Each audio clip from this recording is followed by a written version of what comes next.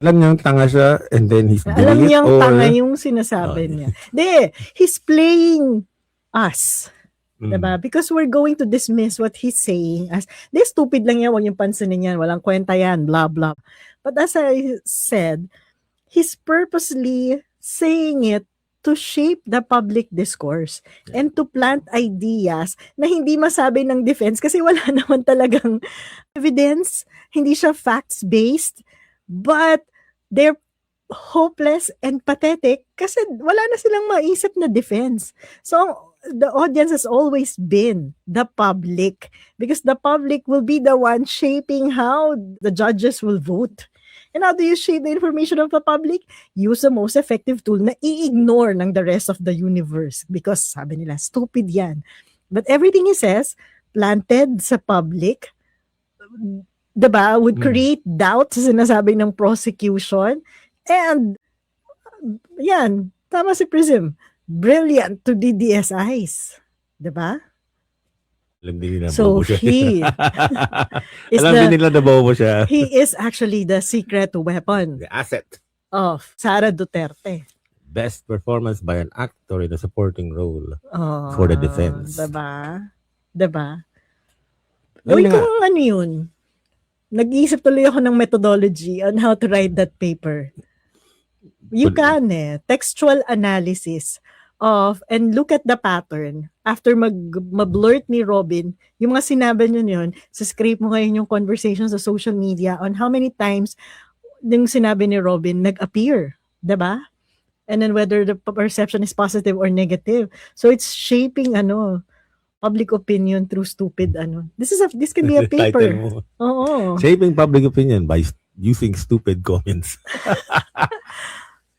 Pang journal article to. It's a political economy of, it can be a political economy of disinformation. Yan. Para Diba? academic ang dating. Political economy of disinformation.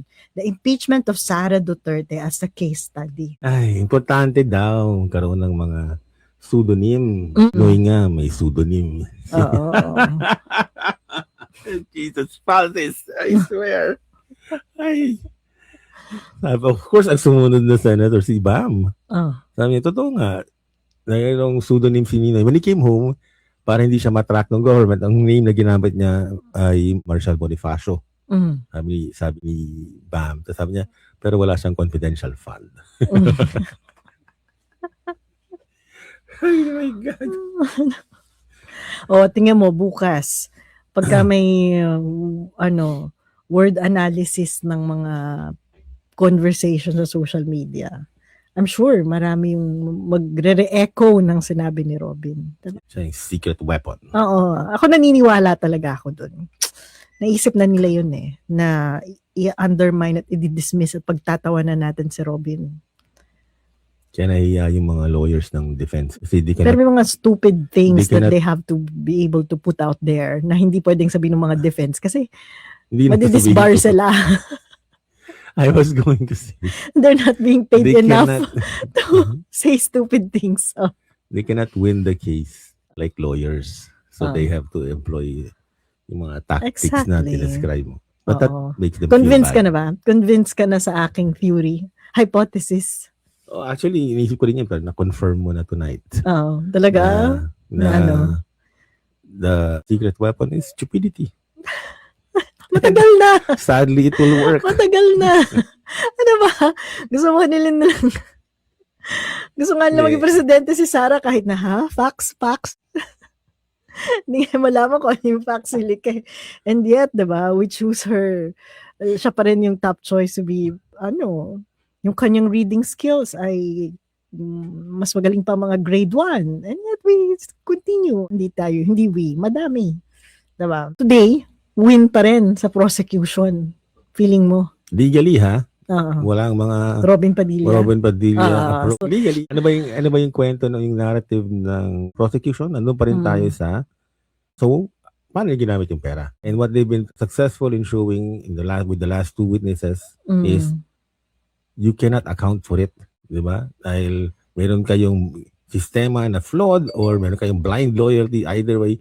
Ang sinasabi niyo sa amin, hindi niyo alam, 'di ba? Despite assurances by Colonel Lachica hindi nyo bine-verify, hindi nyo ma-verify. That's not Oo. helping the Vice President any. Oo. Kasi we're talking of betrayal of public trust. At kasama sa public trust ay yung pagtitiwala na ginagamit nyo ng maayos yung pondo ng bayan at naaayon sa interes ng publiko. 'Di ba? So it may be confidential in the sense na hindi pinapublish, it's not, the audit process is not the same as audit process ng typical government funds at pera ng bayan. But the responsibility, the moral responsibility of government officials sa pag-value at pagpapahalaga ng pera ng bayan ay hindi nagbabago whether confidential siya o hindi. Yes. Ulitin mo yung sinabi ko, in short. It does. Yung moral responsibility ng mga politiko sa pagpapahalaga sa pera ng bayan at pagsisigurado na yung pera ng bayan ay consistent sa interes ng taong bayan ay hindi nagbabago whether confidential yung pera o hindi. Sa puntong ito, kaso ni Sara, matinding betrayal of public trust ito dahil pinagkaubaya sa kanya ang hundreds of millions of pesos na inaasahang nagagamit ng wasto para sa national security. Ang nakikita natin ay kakulangan ng internal control para siguraduhin na nagagastos ng wasto ang pera ng bayan. At ang sinasabi dito ay hindi dahil confidential siya, hindi mo na kapapahalagahan ang tax na binabayad namin sa inyo. At yun yung napatunayan dito. Walang pagpapahalaga si Sara Duterte sa pag-manage ng pondo na pinagkatiwala sa kanya ng taong bayan. Diba? Yun yung judgment ko. Kaya hindi mo pwedeng excuse na confidential kasi. Oo. Diba? Ano yun? Confidential so pwedeng i-misuse. Hindi ganon. Confidential, patunayan mo na even if it's confidential, you put the right people, the right process, and the right plans in place. Ayun yung aking 3 points kagabi. Right people, right process, right plans. 3 P's. In place. The 4th P. To make sure that you will be accountable in terms of using public funds. Diba? Ang pagiging confidential nito ay hindi pagbibigay sa iyo ng authority na i-misuse ang pondo ng bayan. Diba? At yun ang nakikita natin dito. And therefore, malinaw na betrayal siya ng public trust. Isa lang yung kailangan natin, isa lang yung kailangang patunayan para i-impeach ang Vice President. Pero ako excited talaga ako. Tuloy-tuloy naman, di ba? I-cover naman lahat bago magdesisyon. Ang gusto ko talaga yung financial flows sa bank account. Sabi ko rin yan last time eh. Ano? Diyan na iniisip ko na mahirapan ng defense. No, pero doon din ako excited.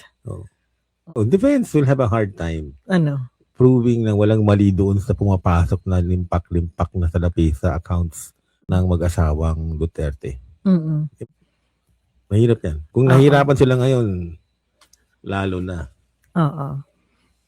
But then, nandyan nga si Robin as the secret weapon.